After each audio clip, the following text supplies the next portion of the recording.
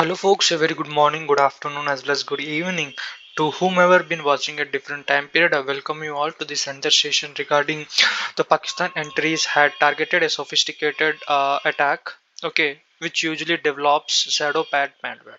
So what actually Shadowpad malware, and we'll be discussing in detail what is different kinds of attacks. Okay, so before that I just want to make you sure that if you are new to this channel, please do subscription to this channel as well as like the channel, share the channel as soon as possible, because for latest news regarding cyber attacks or cyber news, cyber affairs, will be having this channel in top priority. Okay, so this is cyber tech education. So what actually it is and how actually they deliver the things we'll be discussing.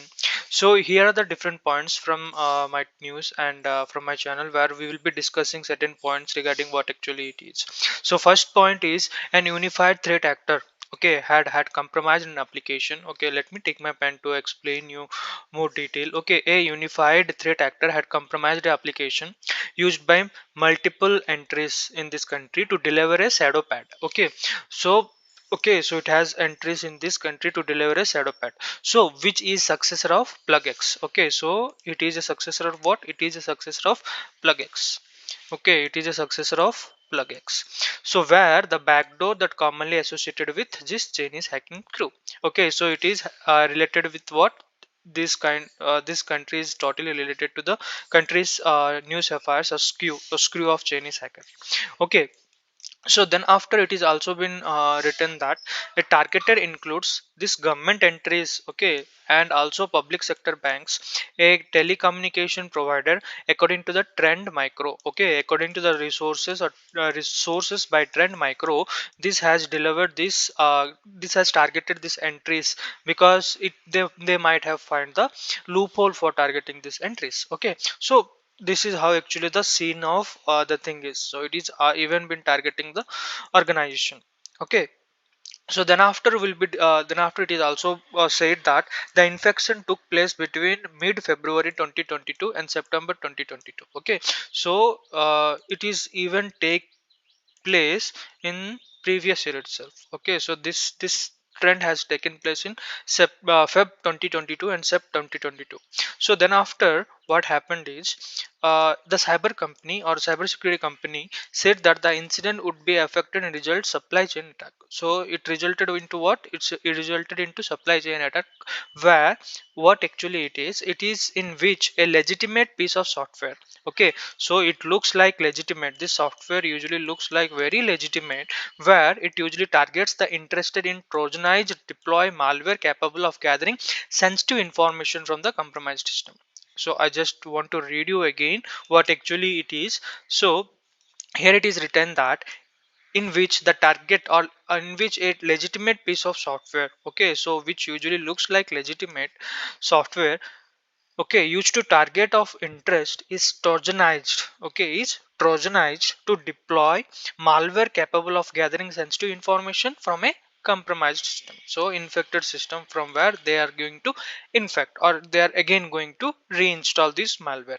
So then after it is also written that the attack chain, okay, the attack chain takes the form of malicious installer for e-office, an application deployed by National Information Technology Board, or we can say NITB board of this country, to help government department for go paperless. Okay, so the attack chain takes the form of a malicious installer of e-office, okay, an application deployed or developed by National Information Technology on board to help this government department to go paperless. Then after it is also written that it's currently not clear how the backdoor or backdoor e-office installer has delivered to the target. So here it is loophole where the e-office installer has installed in the platform for such a targeted for getting the targeted host.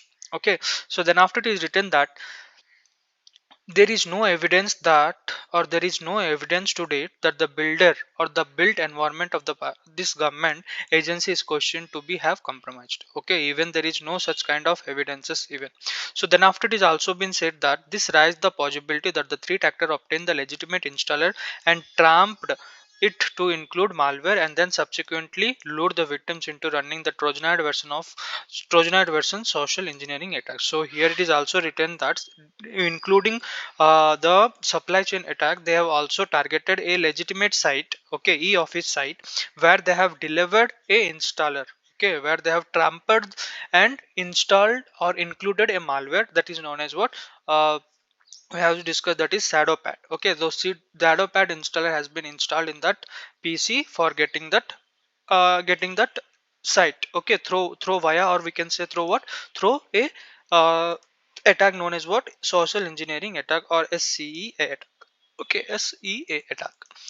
Okay, social engineering attack.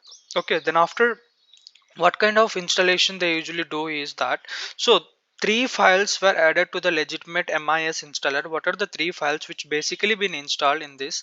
They are enlisted below, such that you will be getting an understanding about this installer. One is trek, okay, one is what, Trellic Windows dot data dot validation dot DLL, MS Core DLL, and MS Core DLL dot data. Trend Micro Research Daniel Lu said in an updated analysis published. Okay, so he also include that this file, okay, this shadow, okay, we can say file signed by Microsoft. So this is signed by Microsoft, which forms to be legitimate. Okay, so trend dot windows dot data validation is a valid app launch X file. Okay, we'll be discussing what actually it is. App launch, okay, app launch exe file, okay, which basically been signed, okay, signed by what, signed by whom, Microsoft. It is legitimate, which is vulnerable, okay, which is vulnerable to DLL side loading. Okay, very important is that this file or this validation DLL has been found as a vulnerability, okay, in the DLL side loading, and is being used to sideload the MS Core DLL. Okay, MS Core DLL, MS uh, M Score DLL, M Score DLL. Okay, M Score DLL. Okay, so this it turns loads the Microsoft DL, the shadow payload. So it formulates in what, it formulates in shadow payload data. Okay, it formulates into shadow payload data. Just make an understanding that this is the vulnerability from Microsoft itself. Okay, so then after Trend Micro said that, okay, Trend Micro said that Trend Micro said that fusion techniques used to conceal DLL and the decrypted final stage malware are an evolution of approach previously exposed by a positive technology in Jan 2021 in connection with the Chinese cyber espionage campaign undertaken by Window Group AKA APT 41. Must and should have to learn aka apt 41. We will be discussing aka apt 41, which is in trend.